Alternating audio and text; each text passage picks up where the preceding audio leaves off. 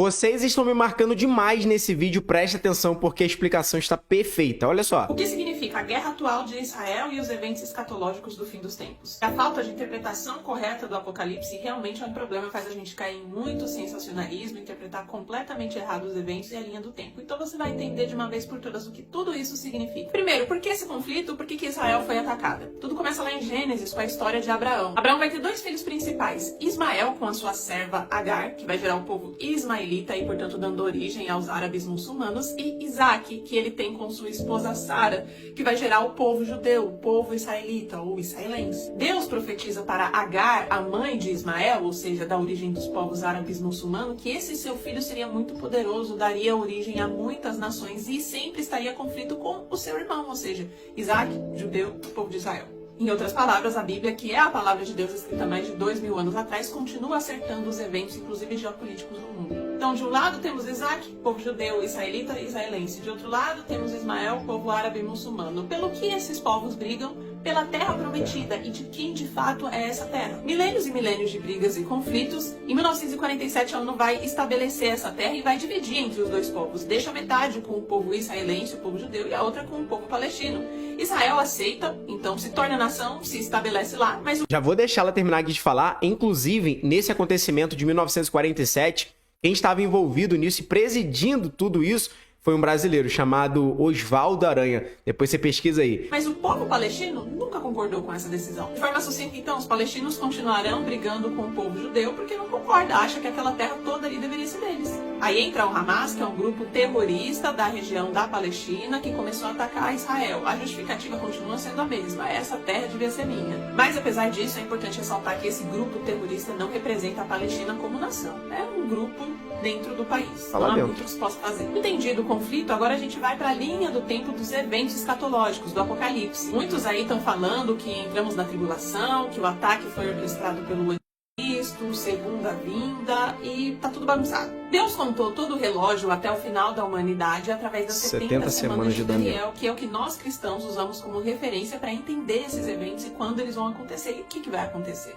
As 70 semanas são semanas de ano, cada semana representa 7 anos. Até agora, 69 semanas já se foram e que concluíram quando Jesus foi morto e crucificado. Nesse momento, o que a gente experiencia é a pausa no relógio profético, ou o tempo da graça ou o tempo do gentio. E a última uma semana, que são 7 anos, é a semana da tribulação, a partir do momento que assumir o poder. Então, por que esse ataque, essa guerra a Israel não é tribulação, não é grande tribulação, não é anticristo? Porque o Cristo ainda não é o líder mundial. O que determina o início da tribulação é o anticristo colocado como líder mundial, assinando o acordo de paz. No momento que isso acontecer, que a gente tiver esse líder mundial, que tiver esse acordo de paz, aí dá início a tribulação e depois grande tribulação. Cada país ainda tem seu presidente, cada país tem sua nação, sua independência. Não obedecemos a um anticristo.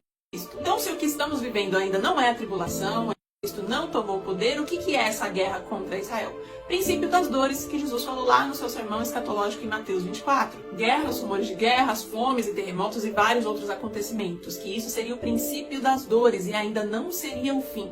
Então nós permanecemos nessa pausa do relógio escatológico, ainda que essa guerra contra Israel, ainda que tantas outras guerras simultâneas também estejam acontecendo. Agora, o que isso tudo significa? Significa que vai ficar cada vez pior. Nós estamos na pausa do relógio profético, nós estamos no princípio das dores. Até entrar a tribulação, tudo tende a continuar piorando. Por que isso vai acontecer? Porque o Cristo vai ser o homem que vem em nome da paz, o homem que vai assinar o acordo de paz. Então é lógico, olhando para a geopolítica do mundo, que muitos conflitos, muitas guerras, muitos desastres biológicos hão de acontecer justamente para que o mundo almeje por esse homem e as pessoas vão querer esse líder. Então faz todo sentido a guerra contra Israel e tantas outras coisas. Os que estão envolvidos nisso, eles sabem das 70 semanas, eles acreditam em Deus, no Deus cristão, no único verdadeiro, em Jesus Cristo?